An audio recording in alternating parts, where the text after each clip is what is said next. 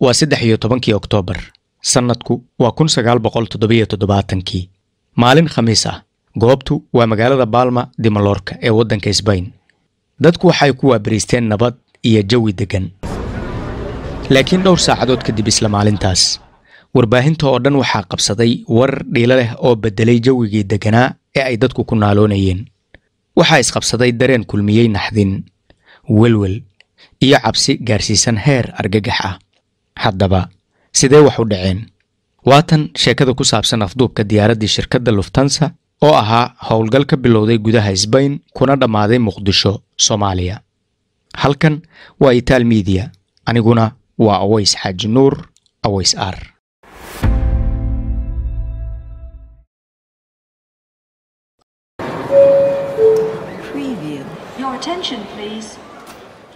afar ruux oo hubaysan ayaa si qarsoodi ah uga gudbay goobaha baaritaanada iyo hubinta lagu sameeyo ee garoonka diyaaradaha wax kasta oo ay ku qaadatayba iyaga oo hubkoodii uu u qarsan yahay ayay u gudbeen gudaha diyaaradda oo ay ka mid noqdeen rakaabkii saarnaa diyaaradda Landshod oo ay lahayd shirkadda Lufthansa ee dalka Jarmalka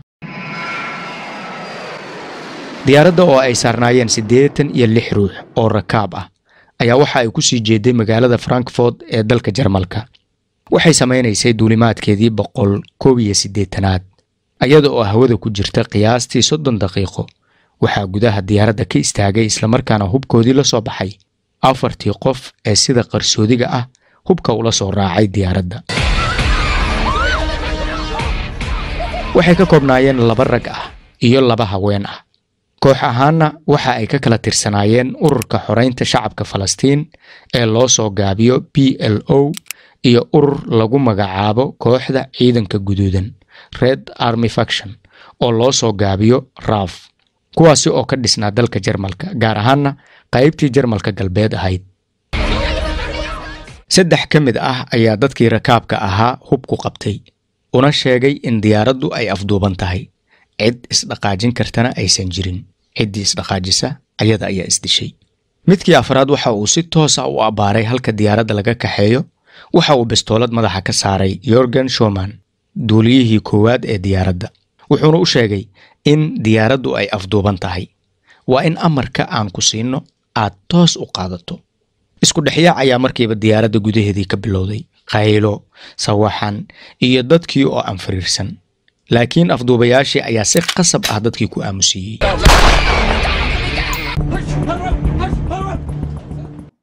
dhacdadan afduubka diyaaradda Landshod waxa ay la xiriirtay afduubka diyaaraddii Air France ee laga dejiyay Entebbe dalka Uganda taariikhdu markii ay ku beegnayd 27kii June sanadkii 1976 Anyone who tries to resist me will be shot.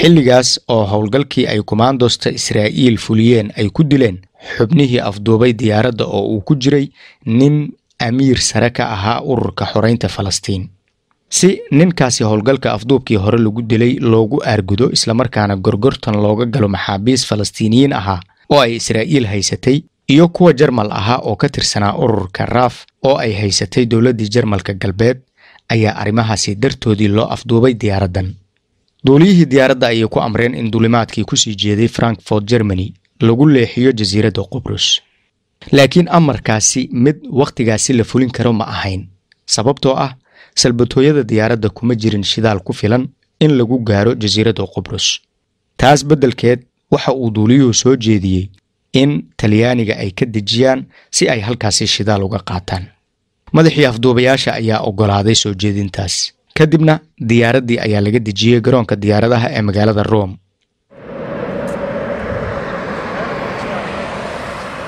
markii shidaalka lagu shubay diyaaradda ayaa saraakiishii dawladda Talyaanigu ay weydiiyeen afduubayaasha waxa ay doonayaan in loo sameeyo kadib hogaamiyihii afduubayaasha ayaa soo bandhigay dhowr qodob oo shardi u ah in ay sii daayaan diyaaradda iyo dadka saaranba in la sii daayo maxaabiis Falastiiniyiin ahaa oo u xirnaa Israa'iil iyo kuwa kale oo ka tirsanaa kooxda ciidamada guduudan oo iyagana u xirnaa dawladda Jarmalka galbeed intaasi waxaa dheer in la bixiyo lacag madax furasho ah oo dhan $15 milyan intaasi kadib madaxdii Talyaanigu waxa ay la xiriireen oo xogtii ay la wadaageen dowladda Jarmalka galbeed. laakiin dowladda Jarmalka galbeed waxa ay soo jeedisay in aan waxba loo aabayeelin ee diyaaradda taayirada laga banjariyo, taasoo looga gol leeyahay in la baajiyo duulimaad kale oo ay diyaaraddu samayso. saraakiisha ammaanka ee Talyaanigu way u cuntami weysay fikraddaasi maquuninta ku dhisan, waxayna soo bandhigeen heerka khatarta ka dhalan karta haddii tallaabadaasi lagu dhaqaaqo, weliba in ay u dhiman karaan rakaab badan oo diyaaradda saaran ama ay xitaa diyaaraddu u guban karto. taas beddelkeed waxa ay garowsadeen in ay qasab tahay in diyaaradda loo ogolaado in ay garoonka si nabad ah uga duusho oo aan wax taag ah la gelin, si loo ilaaliyo badqabka rakaabka iyo diyaaraddaba. diyaaraddii ayaa ka kacday garoonka diyaaradaha magaalada Rome xilli casir liiq ah, iyada oo ku sii jeeda magaalada Larnaca ee jasiiradda Qubrus. waxa ay halkaasi ka degtay 8 fiidnimo, muddo markii ay garoonka dhex fadhisay diyaaradda. kadib waxa afduubayaasha qadka isgaarsiinta kula hadlay rag sheegay in ay ka tirsan yihiin jabhadda xoreynta shacabka Falastiin, laakiin wada hadalkii dhex marayay labada dhinac waa uu guuldaraystay. Are you Captain Mahmoud? Yes, I am Captain Mahmoud. Can you speak with me in Arabic, please? I don't want to speak with you, okay? Whoever you are, and back off! mar kale ayay afduubayaashii dalbadeen in diyaaradda shidaalka loo buuxiyo. sidii ayaa loo yeelay. kadibna waxa ay ka duuleen jasiiradda Qubrus. markan waxa ay ku wajahan yihiin magaalada Beirut ee dalka Lubnaan.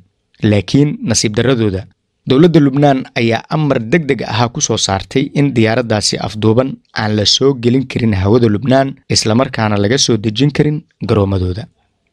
duuliyihii diyaaradda ayaa helay fariinta diidmada ah ee ka timid dowladda Lubnaan, kadibna waxa uu ku wargeliyay afduubayaasha.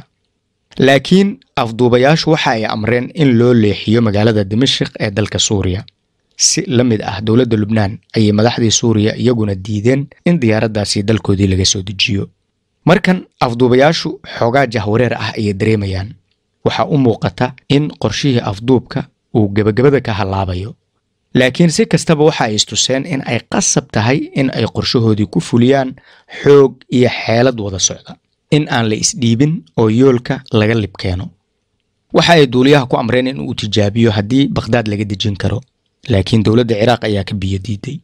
Kuwait ayay isku dayeen, waa laga soo xiray. waxay afka aadiyeen boqortooyada Bahrain, maya ayaa uga soo yeertay. waa xaalad cakiran. afduubayaashu xaaladan ayayba ku neerfoosoobeen. diyaaraddii shidaalka ayaa gabaabsi ku noqday.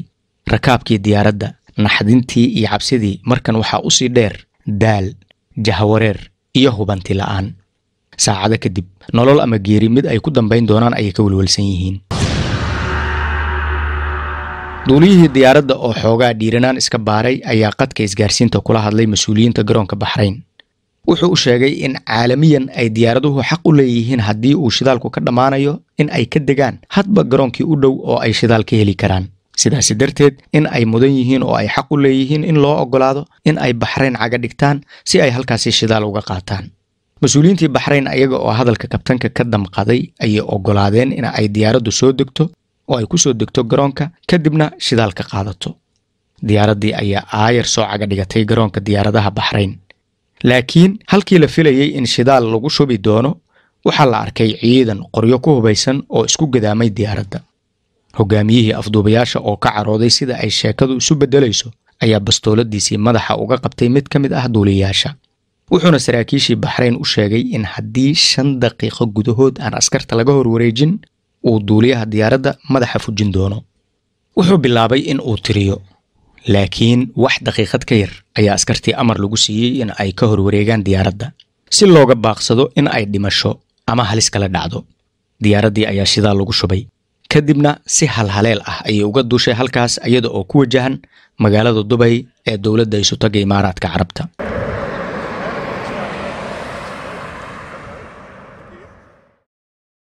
laakiin diyaaraddii oo hawada Imaaraadka ku jirta ayaa saraakiishii garoonka wax kasta oo ay ka ahaydba waxay gawaari kuwa ciidamada iyo dabdamiska ah ku xanibeen dhabbihii ay diyaaraddu ku soo degan lahayd.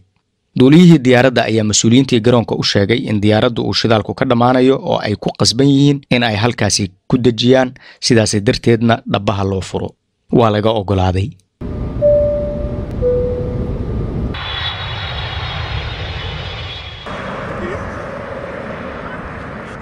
laakiin markii ay soo degtay intii aan shidaalkiiba lagu shubin ayaa waxaa afduubayaasha qadka kula hadlay wasiirkii difaaca imaaraadka ee xilligaas Sheikh Mohammed bin Zayed oo la hadlay afduubayaasha isaga oo isku dayaya in uu beer la xawsado oo ka dhaadhiciyo in ay iska sii daayaan rakaabka iyo diyaaradaba. laakiin madaxii kooxda ayaa si dhib yar ugu jawaabay hadal nuxurkiisu ahaa: adiga taas kuma qusaysee, waxaad noo keentaa cunto aan cunno, biyo, dawo iyo wargeysyo aan wararka ka akhrisanno. sidoo kalena diyaaradda waa in laga daadiyaa qashinka masqulaha. haddii aan intaasi naloo samayn, dadka diyaaradda saaran oo dhan waan dili doonnaa, diyaaraddana waan qarxin doonnaa. sheekana halkaas ayay ku soo gabagaboobi doontaa, ogaada. To execute all the passengers and the crew. xogta ku saabsan dalabka tirada badan ee ay dalbadeen afduubayaasha waxaa ka war helay sirdoonkii Jarmalka galbeed. waxay isku dhufsadeen xisaab ah in dalabkaasi uu ka dhigan yahay in ay muddo saacado ah sii joogi karaan garoonka Dubai. taas darteedna looga faa'iideysan karo in la fuliyo howlgal lagu soo furanayo dadka iyo diyaaradda afduubanba. muddo kooban gudahood waxaa imaaraadka soo gaaray wafdi uu hogaaminayay wasiir ka tirsanaa xukuumaddii Jarmalka galbeed. wafdiga waxaa kaloo la socday saraakiil iyo askar si gaar ah u tababaran. mas'uuliyiinta imaaraadka ayay ka codsadeen in ciidamadooda gaarka ah loo fasaxo in ay garoonka ka fuliyaan howlgal khaas ah oo lagu soo furanayo diyaaradda iyo rakaabka saaranba. mas'uuliyiinta imaaraadku way ogolaadeen dalabkii dowladda Jarmalka galbeed. ciidankii loo keenay imaaraadka in ay diyaaradda soo furtaan waxaa gudaha Dubai mar kale loogu bilaabay tababar gaar ah oo ku saabsan sida uu howlgalku uga dhaxdhici lahaa gudaha diyaaradda. laakiin saraakiishii howlgalka hogaaminaysay xisaabta kuma darsan in waqti ku filan aysan haysan oo afduubayaashu ay awoodaan in ilbiriqsi kasta ay diyaaradda kiciyaan. ciidankan loo keenay in ay howlgalka fuliyaan way haysteen tababar ku filan, laakiin waxa ay u baahnaayeen in si gaar ah sharaxaad iyo muuqaal guud laga siiyo qaab dhismeedka garoonka iyo gudaha diyaaradda. tababarkaasi dulmarka kaliya u baahnaa ayaa waqti badan qaatay. taas darteed afduubayaashii waxa ay dareemeen in shidaal ku shubidda diyaaradda ay ku hoos jirto in la maaweelinayo oo waqtiga lagu dheereynayo. sidaasi darteed iyaga oo shakisan ayay shaqaalihii shidaalka ku shubayay ku amreen in ay halkaasi ku joojiyaan shidaal ku shubidda. kadibna duuliyihii ayay u sheegeen in uu si degdeg ah diyaaradda u kiciyo, xitaa iyada oo aan hubin lagu samaynin in hawada ay diyaarado kale ku soo jiraan iyo in kale. sakhdii dhexe habeennimadii 16 Oktoobar 1977 ayay ka kacday garoonka Dubai ee waddanka isutaga Imaaraadka Carabta iyada oo markan ku wajahan magaalada Salaala ee waddanka Cumaan. laakiin markii ay damacday in ay hawada Cumaan soo gasho ayaa duuliyihii lagu wargeliyay in aysan diyaaraddaasi ka soo dejin karin dalka Cumaan. waxaa loo sheegay meeshii kale ee ay doonaan in ay la aadaan. afduubayaashii oo iyaga laftirkoodii amarkaasi maqlayay waxa ay duuliyaha u soo jeediyeen in uu diyaaradda u leexiyo dhinaca Yemen. Yemen waqtigaasi waxa ay u kala go'nayd laba dawladood, Yemanta Koonfureed iyo Yemanta Waqooyi. diyaaradda waxaa loo leexiyay dhinaca Yemanta Koonfureed oo caasimadeedu ay ahayd magaalada Cadan. shidaalkii ay ka soo qaadatay Dubai waa gabaabsi. markan haddii ay dawladda Yemanta Koonfureed ku adkayso oo ay diido in garoomadeedii laga dejiyo, khalaas way isku dhamaatay. waxayna u badan tahay in diyaaraddaasi ay iskeed u soo dhacdo. cabsida iyo argagaxa haysta rakaabka diyaaradda saaran ilbiriqsiga ka dambeeya uu sii kordhayaa. dadka qaar inta ay cabsidii xad ka dhaaftay ayay ku dhow yihiin in ay shoog qaadaan. si kastaba ha ahaatee, Yemantii Koonfureed si la mid ah dawladihii kale ayay diiday in dhulkeedii lagu soo dejiyo. xaalkii aad ayuu u sii cakirmay. wax la sameeyo oo rakaabka iyo diyaaraddaba lagu badbaadiyo lama yaqaan. waxay u eg tahay in saacaddu ay halkan ku istaagi doonto. waa marka xaaladda laga eego xagasha dadka diyaaradda gudaheedii saaran. waa laba daran mid dooro: in diyaaraddu ay shidaal la'aan la soo dhacdo oo kadibna sidaas ku qaraxdo, iyo in ciidamada cirka ee Yemanta Koonfureed ay toogtaan oo sidaasi ku qaraxdo. sida kale haddii aan u dhahno, waa laba qarax mid dooro: in hawada lagu qarxiyo iyo in ay dhulka ku qaraxdo. wax kastaba ha ku qaadatee, duulihii waxa uu go'aansaday in diyaaradda uu qasab dhulka ku dejiyo. laakiin markii uu hawada Cadan soo galay waxa uu haddana la kulmay caqabad kale oo xajmigeedii leh. wuxuu arkay in dhabbihii ay diyaaraddu ku degi lahayd oo lagu jaray gawaari, biro adag iyo dhagaxaan waaweyn. duuliyihii oo aan go'aankiisii ka labalabayn ayaa diyaaraddii dejiyey, isaga oo ku socodsiiyey jid cadde jaay ahaa oo ku dhinac yaalay waddada weyn laamiga ah ee diyaaradaha lagu orodsiiyo. ilaah mahadiisii diyaaraddii oo aan waxba gaarin ayaa si badqab leh ku istaagtay meel ka mid ah garoonka. laakiin maxaa dhici raba?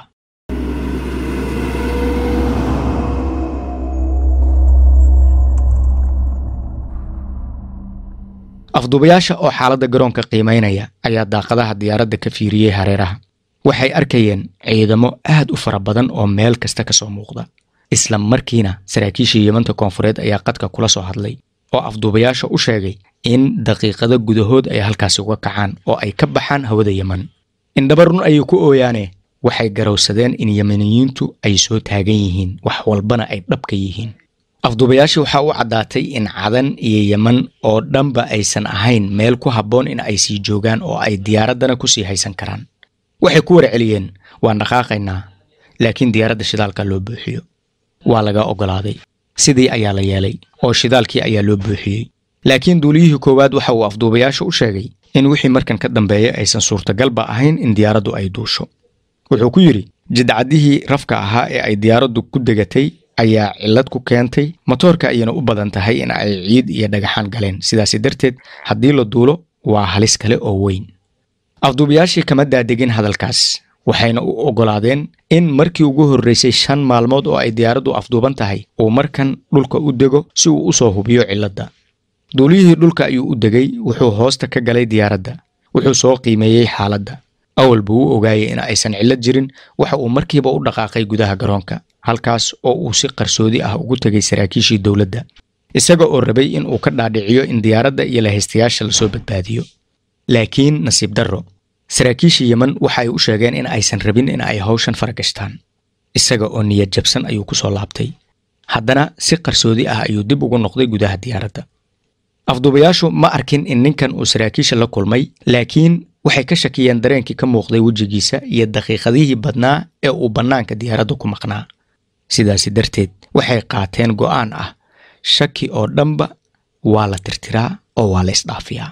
Jürgen Schumann ayaa sidaasi ku baxay.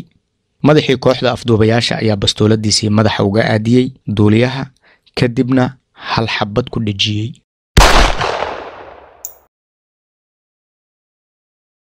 halkaas ayay ku soo gabagabowday noloshii kabtan Jürgen Schumann, duuliyihii koowaad ee diyaaraddii Landshut ee shirkadda Lufthansa. duuliyihii labaad ayaa lagu amray in uu diyaaradda kiciyo. sidaas ayayna diyaaraddii cagaha dhulka uga qaaday abbaara 6 subaxnimo maalintii 17aad bishii Oktoobar 1977. markan waxaa loo jihaystay dhanka badweynta Hindiya. duuliyaha labaad ma yaqaan meel loo socdo, laakiin waa la iska socdaa. markii dhowr daqiiqo hawada lagu jiray ayuu weydiiyey, mudane xaggeen aadiyaa diyaaradda? waxay u sheegeen in uu geeyo Soomaaliya, in uu Muqdisho cagaha u dhigo. duuliyihii labaad isaga oo dhega nugul ayuu amarkii qaatay, diyaaraddiina ku soo leexiyey hawada magaalada Muqdisho. mas-uuliyiintii dowladda Soomaaliya ee waqtigaas waxa ay qaateen go'aan ka duwan kuwii dowladihii kale ee Carabta sida Syria, Lubnaan, Ciraaq, Cumaan iyo Yemen, kuwaasi oo garoomadoodii u diiday in ay diyaaraddu ka soo degto. dowladda Soomaaliya diyaaradda way soo dhaweysay, waxayna ogolaatay in garoonka Muqdisho lagu soo dejiyo si nabad ah.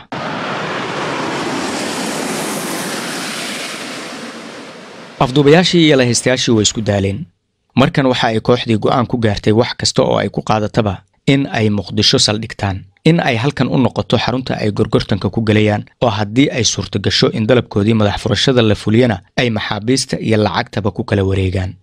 saraakiishii Soomaaliya waxa ay diyaaradda ugu deeqeen cunto, biyo, dawo iyo in qashinkii musqulaha laga qaaday. waxaa laga ilaaliyey in wax taagtaag iyo shaki abuuri kara lagu sameeyo gudaha garoonka. afduubayaashu waxa ay dalbadeen in meydka duuliyaha laga dejiyo diyaaradda, iyana waa laga ogolaaday oo waxaa la soo dejiyey meydka duuliyihii ay diyaaradda ku dhex dileen.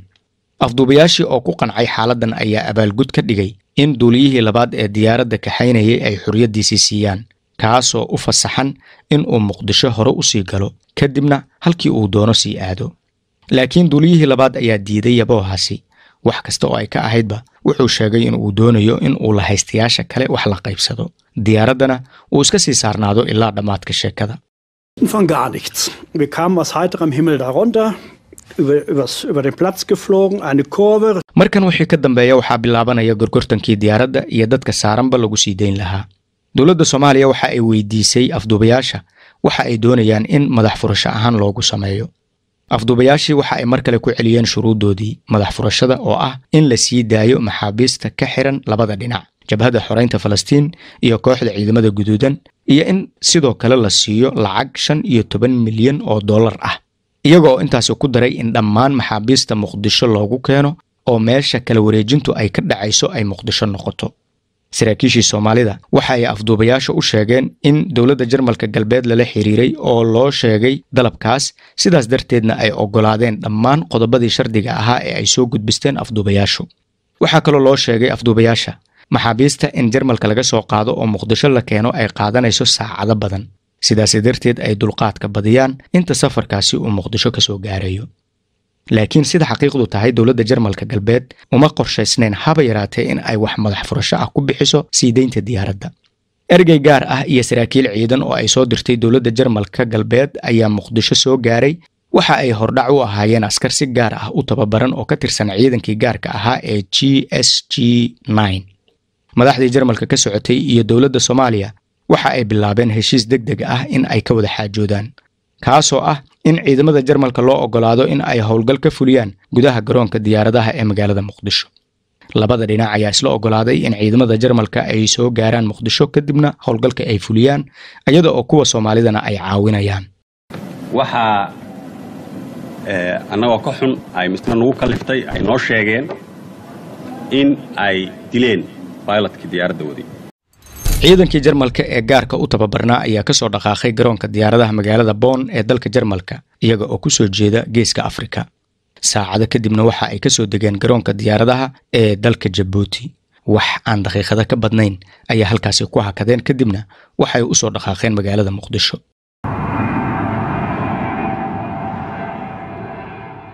maalintii 18aad bishii Oktoobar sanadkii 1977 xilli fiidnimo ah ayaa ciidamadii laga soo diray Jarmalka ay soo gaareen magaalada Muqdisho. taliyayaashii ciidamada markan waxa ay cashar ka soo qaateen maalintii ay Dubai ku sugnaayeen oo ay isu diyaarinayeen howlgalkii soo furashada, laakiin dhicisoobay. marka ugu horeysa diyaaraddii ciidanka waday ayaa la amray in ay damiso dhammaan iftiinkii u shidnaa, sidoo kale in ay soo yareyso masaafada dhabaha diyaaradaha lagu orodsiiyo si aysan ugu dhowaan diyaaradda afduuban. afduubayaashii oo aan wax dhiila ah dareemin ayay ciidamadii kala soo degeen diyaaraddii wixii hub iyo saanad ahaa oo ay wateen.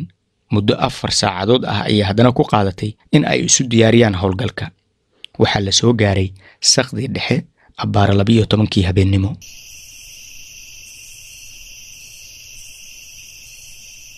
sarkaal Soomaali ah ayaa qabsaday qadkii isgaarsiinta ee garoonka. wuxuu la hadlay afduubayaasha.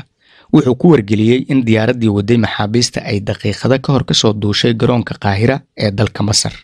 wax yar kadibna ay ku soo wajahan tahay magaalada Muqdisho. sidaas darteed loo baahan yahay in la isu diyaariyo shaqada kala wareejinta maxaabiista iyo la haystayaasha diyaaradda. sheekadaasi waxay ahayd maaweelin iyo in afduubayaasha laga marin habaabiyo xaaladda dhabta ah ee garoonka ka socota. intii uu wada hadalkaasi socday ayay askartii Jarmalka oo si feejigan hubkoodii u haysta isla markaana soo qaatay jaranjarooyin yaryar ay si dhumaaleysi ah ugu dhawaadeen, kadibna hoosta ka galeen diyaaradda. askartii Soomaalida ee howlgalka caawinaysay ayaa isku beegay meel diyaaradda afduuban horteeda ah. waxay halkaasi ku qarxiyeen baaruud bixisay dhawaq iyo iftiin weyn. afduubayaashii oo ka naxay waxa hortoodii ka dhacay ayaa 3 ka mid ah ku soo cararay shirka diyaaradda si ay u arkaan waxa meesha ka socda. isla ilbiriqsigaas askartii Jarmalku waxa ay si boobsiis ah ku carareen albaab xagga dambe ugu yaalay diyaaradda oo loogu talagalay in rakaabka ay ka soo baxaan marka ay xaalad degdeg ah timaado. albaabadii ayay ilbiriqsiyo ku jibiyeen, ayagoo aan hakan ayay haddana gudaha diyaaradda orod ku galeen. ugu horreyna waxa ay toogteen gabar ka mid ah afduubayaasha oo ka soo horbaxday. waxaa xigtay dagaal qaatay wax aan daqiiqadba ka badnayn oo dhex maray askartii iyo afduubayaashii. mid kaloo afduubayaasha ka tirsanaa ayaa isna la dilay. ugu dambeynna waxaa iyaga oo dhaawac garaab ah qaba diyaaradda laga dejiyey madaxii kooxda iyo gabar afduubayaasha ka tirsanayd. mid ka mid ah askartii Jarmalka iyo 4 kale oo isugu jiray rakaab iyo shaqaalihii diyaaradda ayaa ku dhintay howlgalka. Maxamuud Cakaash madaxii kooxda wuxuu geeriyooday 4 saacadood kadib isagoo u dhintay dhaawicii halista ahaa ee soo gaaray. saacado kadib waxaa Muqdisho laga qaaday dhammaan dadkii rakaabka ahaa ee afduubka laga badbaadiyey, shaqaalihii diyaaradda iyo askartii Jarmalka ee howlgalka fulisay. isla maalintaasna waxaa laga dejiyay garoonka magaalada Bonn ee caasimadda Jarmalka galbeed. dadweyne aad u faraxsan ayaa isugu soo baxay wadooyinka, kuwaasi oo soo dhaweyn iyo marxabeynba u sameeyay dadkii afduubka laga soo badbaadiyey. Muqdisho waxaa lagu reebay Suhayla Andrews oo ka mid ahayd afduubayaasha, taas oo looga tagay dhaqaatiirtii Soomaalida si ay u dabiibaan, maadaama uu dhaawac halis ah ka soo gaaray howlgalkii soo furashada. markii lagu guuleystay la tacaalidda xaaladii caafimaad ee Suhayla ayaa ugu dambeyn maxkamad lagu saaray isla magaalada Muqdisho, taasoo markii ay muddo dacwadeedii socotay kadib lagu xukumay 20 sano oo xabsi ah. sanadkii 1980kii ayada oo muddo 3 sano ah xabsiga ku jirta ayaa laga dayriyay xaaladeedii caafimaad. dawladdii Soomaaliya ayaa iska sii daysay, kadibna u dhoofisay dalkii ay u dhalatay ee Lubnaan. muddo 11 sano ah ayay Lubnaan kula noolayd qoyskeeda oo ka koobnaa saygeeda iyo dhowr caruur ah oo ay isu dhaleen. sanadkii 1991kii ayay u guureen dalka Norway, halkaas oo ay ku noolaayeen muddo 3 sano ah. kadib waqti ku beegan 1994kii ayaa waxaa Suhayla aqoonsaday ciidamada sirdoonka ee Norway. waa la qabtay, kadibna waxaa loo gacan geliyay dawladda Jarmalka galbeed oo baadigoob ugu jirtay gabadhaas.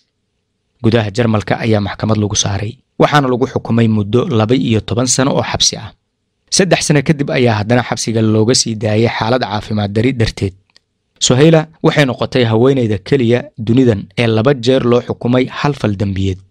dawladda Jarmalku markii ay sii daysay Suhayla waxa ay go'aansatay in ay dib ugu noqoto dalka Norway oo ay dooratay in ay ku noolaato inta nolosheeda ka dhiman. Suhayla waxay iska degtay dalka Norway, waxayna ahayd qofkii kaliya ee nolol ku soo haray 4 qof ee afduubayaasha ahaa ee diyaaraddii Lufthansa.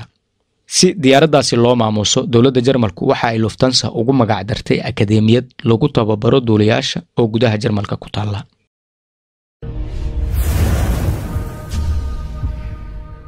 halkaas ayay ku soo gabagabowday sheekada taariikhdii afduubka ee diyaaradda Landshut ee shirkadda Lufthansa. tan iyo mar kale, sidaas iyo nabadgelyo, amaana Allah. halkan waa Itaal Media, aniguna waa Aways Xaaji Nuur, Aways Ar, amaana Allah.